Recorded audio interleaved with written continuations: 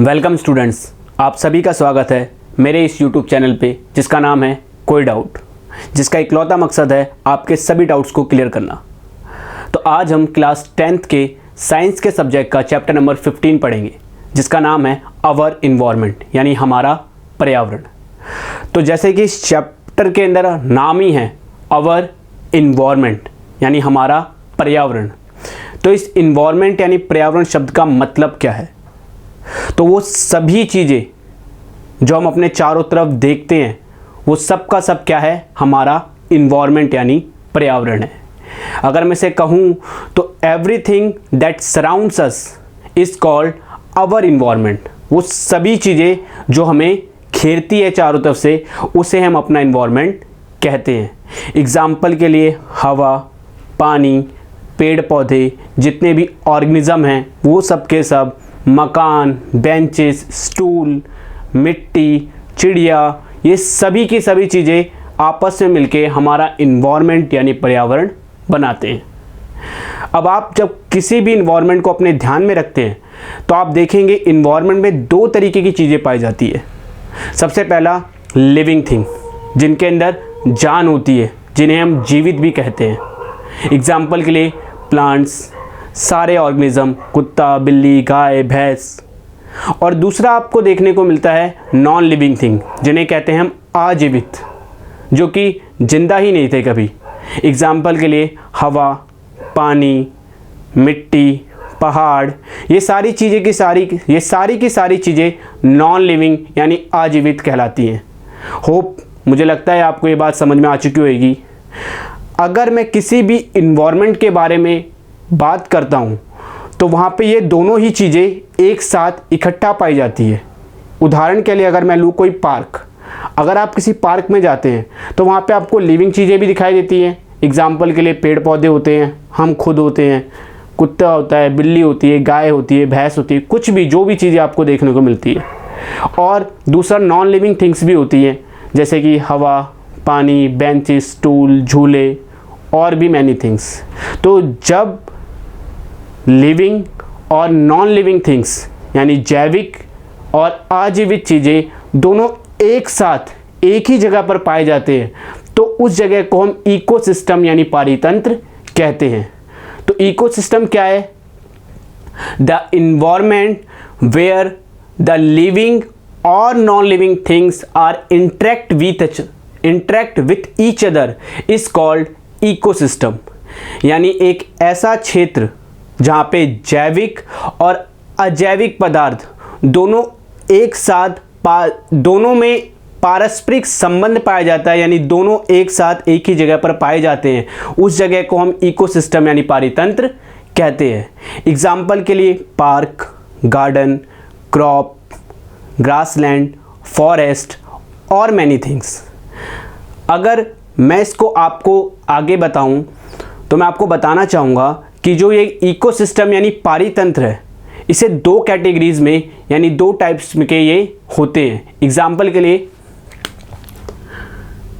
Ecosystem जो है वो दो तरीके के होते हैं। सबसे पहला ये जो इकोसिस्टम है जिसे हम हिंदी में कहते हैं पारितंत्र, ये दो टाइप्स के होते हैं। सबसे पहला होता है नेचुरल इकोसिस्टम, जिसे हिंदी में हम कहते हैं प्राकृतिक पारितंत्र।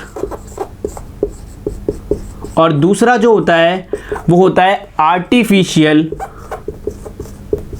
इकोसिस्टम, जिसे हम हिंदी में कहते हैं मानव निर्मित पारितंत्र।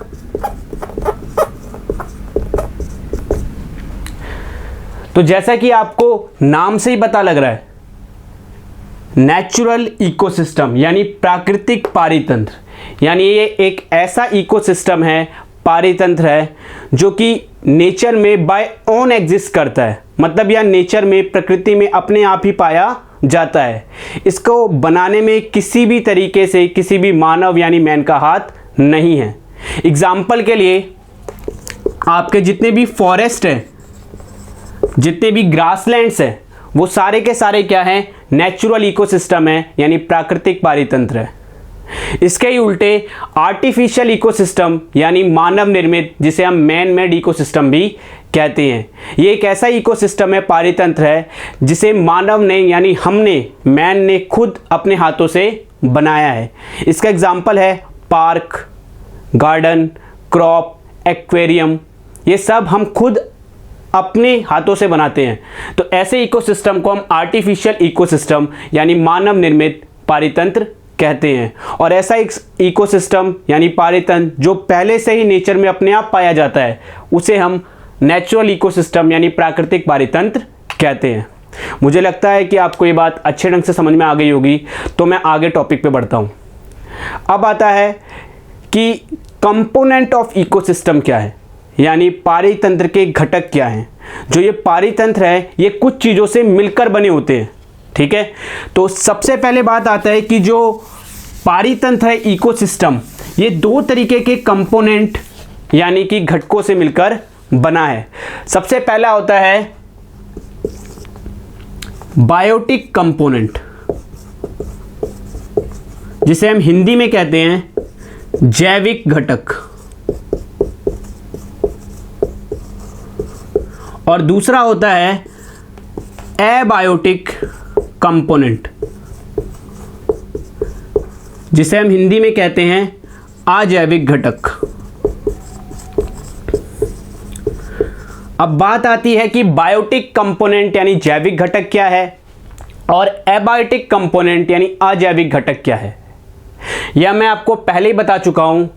कोई भी ऐसा लिविंग कंपोनेंट यानी जीवित जीव जंतु जो होते हैं, उन्हें हम बायोटिक कंपोनेंट यानी जैविक घटक कहते हैं। जैसे कि प्लांट्स, ह्यूमन बीइंग्स, कुत्ता, बिल्ली, गाय, भैंस, ये सारे के सारे लिविंग यानी जिंदा हैं। तो सभी लिविंग कंपोनेंट यानी जीवित जीव जंतु बायोटिक कंपोनेंट यानी जैविक घटक कहलाते हैं।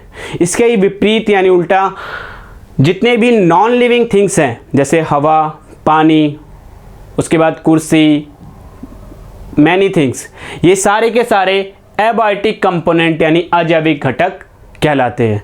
तो किसी भी इकोसिस्टम के, पारितंत्र के लिविंग ऑर्गेनिज्म यानी जीवित जीव जंतु को हम बायोटिक कंपोनेंट कहते हैं, जैविक घटक कहते हैं, और किसी भी इन्वायरमेंट के, इकोसिस्टम के नॉन लिविंग कंपोनेंट यानी अजैविक घटक को हम एबायोटिक कंपोनेंट यानी अजैविक घटक कहते हैं।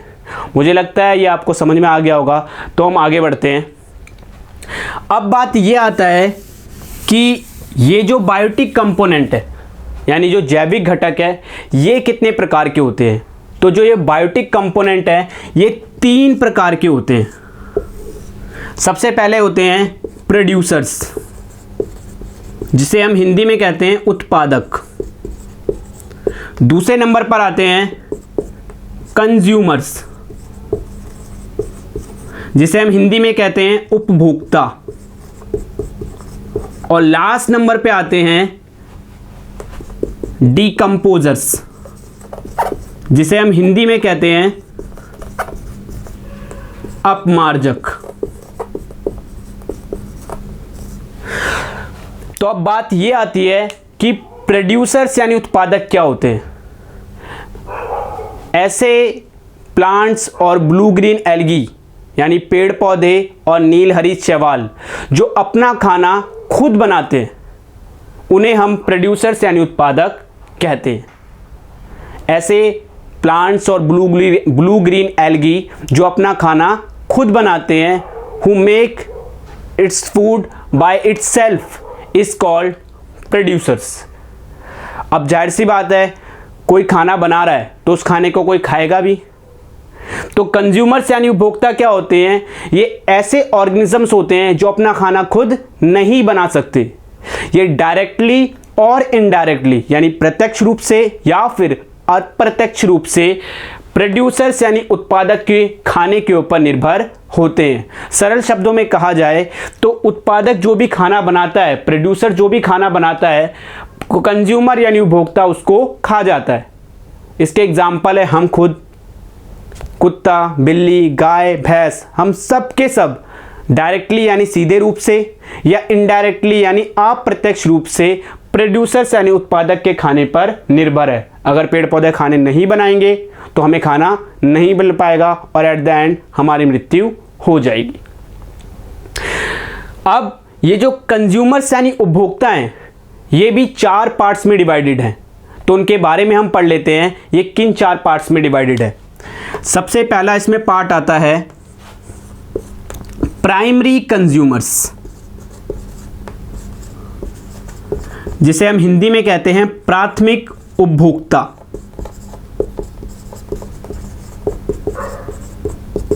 दूसरे नंबर पे आता है सेकेंडरी कंज्यूमर,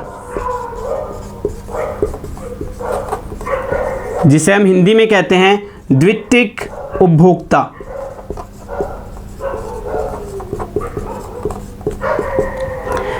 तीसरे नंबर पे आता है टर्शरी कंज्यूमर्स,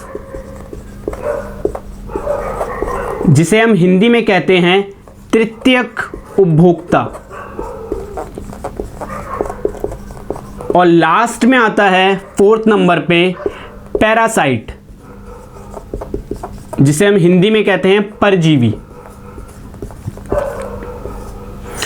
तो ये प्राइमरी कंज्यूमर यानी प्राथमिक उपभोक्ता, सेकेंडरी कंज्यूमर यानी द्वितीयक उपभोक्ता, टर्शरी कंज्यूमर यानी तृतीयक उपभोक्ता और परजीवी यानी पैरासाइट्स क्या होते हैं, तो इनके बारे में हम एक एक करके पढ़ते हैं। सबसे पहले प्राइमरी कंज्यूमर यानी प्राथमिक उपभोक्ता के बारे में। ऐसे इस कैटेगरी के अंदर सिर्फ और सिर्फ हर्बीवोरस आते हैं। हर्बीवोरस मीन्स शाकाहारी, ऐसे ऑर्गेनिजम्स जो सिर्फ पेड़ पौधों को खाते हैं, मतलब जो सीधे रूप से प्रोड्यूसर्स यानी उत्पादक पर खाने के लिए निर्भर होते हैं, उन्हें हम प्राइमरी कंज्यूमर यानी प्राथमिक उपभोक्ता की श्रेणी में रखते हैं। एग्जाम्पल के लिए गाय, भैंस, बकरी, ये सारे के सारे प्राइमरी कंज्यूमर यानी प्राथमिक उपभोक्ता कहलाते हैं। सेकेंडरी कंज्यूमर यानी द्वितीयक उपभोक्ता वो होते हैं जो सीधे रूप से खाने के लिए प्राइमरी कंज्यूमर यानी प्राथमिक उपभोक्ता पर निर्भर करते हैं।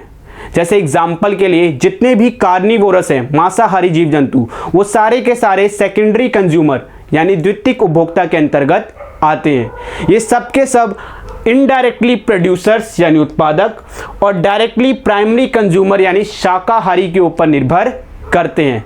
इसके एग्जाम्पल्स हैं टाइगर, लॉयन, स्नेक, ये सब के सब प्राइमरी कंज्यूमर यानी प्राथमिक उपभोक्ता यानी सारे के सारे शाकाहारियों को, हर्बीवोरस को खाते हैं।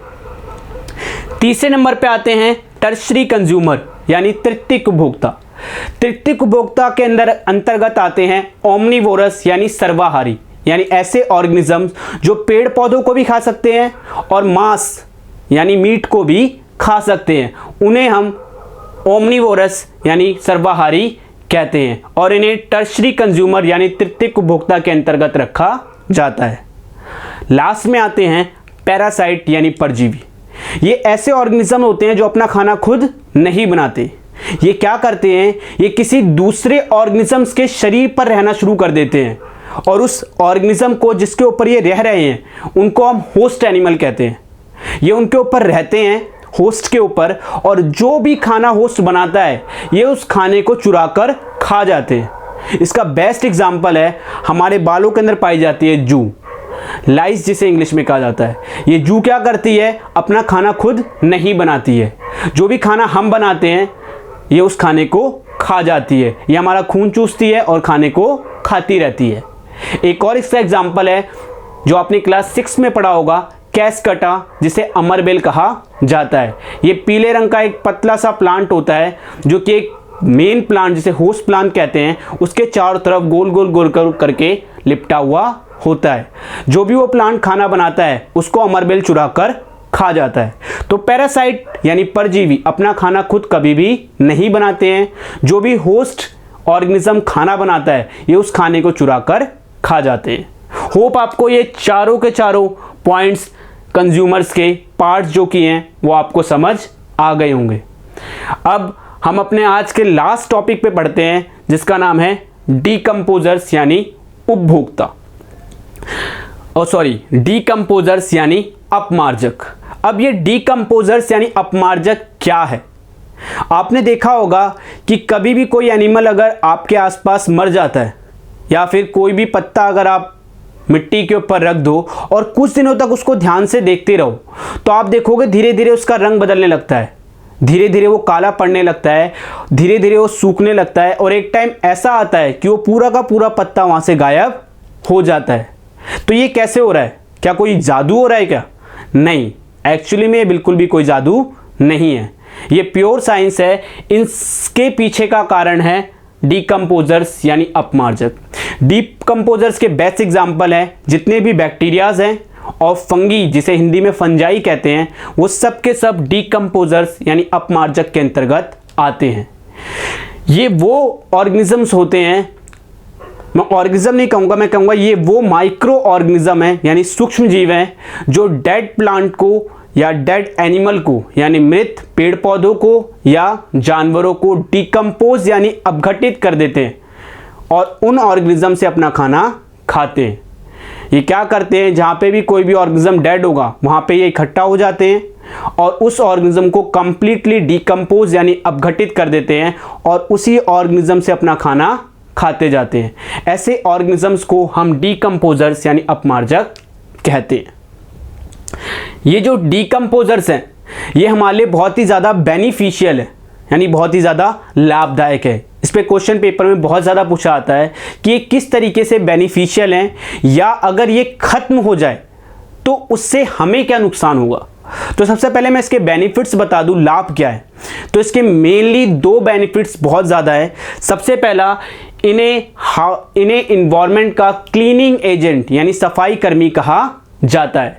क्यों कहा जाता है? क्योंकि जब भी कोई ऑर्गेनिज्म डेड होता है तो यहाँ पे ये उस जगह पर उपस्थित होकर उस ऑर्गेनिज्म को कंप्लीटली डिस्ट्रॉय कर देते हैं। डिस्ट्रॉय नहीं कहूँगा मैं, कंप्लीटली डीकंपोज यानी अपघटित कर देते हैं और इन्वायरमेंट को साफ रखने का काम करते हैं। इसीलिए इसे इन्वायरमेंट का क्लीनिंग एजेंट यानी पर्यावरण का सफाई कर्मी कहते हैं। तो ये इसका फर्स्ट बेनिफिट हो गया कि ये इन्वायरमेंट को साफ करने का काम करते हैं।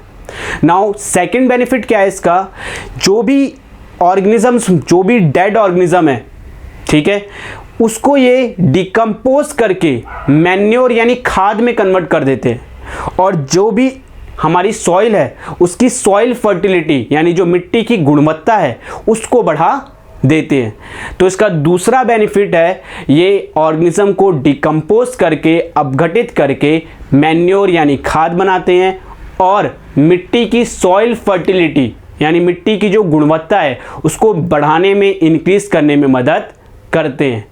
इन दो कारणों की वजह से ये डीकंपोजर्स यानी अपमार्जक हमारे लिए बहुत ही ज़्यादा बेनिफिशियल यानी लाभदायक है। अब मैंने बोला था कि अगर डीकंपोजर्स हो ही ना तो फिर क्या होगा। ये क्वेश्चन आता है कि अगर डीकंपोजर्स हमारे इन्वायरमेंट में ना पाए जाए, अपमार्जक हमारे इन्वायरमेंट में ना पाया जाए तो उससे हमें क्या नुकसान है। तो जी हाँ, हमें बहुत ज़्यादा नुकसान है।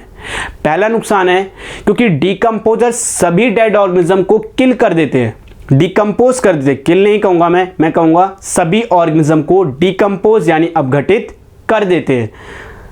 तो इससे हमारा आसपास का एनवायरनमेंट साफ हो जाता है, जो वातावरण है, जो पर्यावरण है वो क्लीन हो जाता है। बट अगर डिकम्पोजर्स ही नहीं रहेंगे, अपमार्जक ही नहीं रहेंगे तो ऑर्गेनिज्म डिकम्पोज ही नहीं होगा, खत्म ही नहीं होगा। इससे क्या होगा, जो ऑर्गेनिज्म डेड होगा वो वहीं पड़ा रहेगा।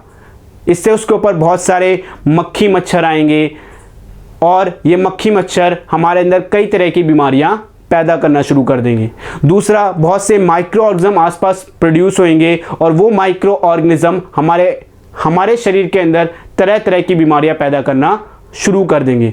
और तीसरा, आसपास एक बैड ऑडर मतलब बहुत बुरी सी दुर्गंध फैल जाएगी जिसकी वजह से हमें सांस लेने में बहुत ज़्यादा दिक्कत होगी।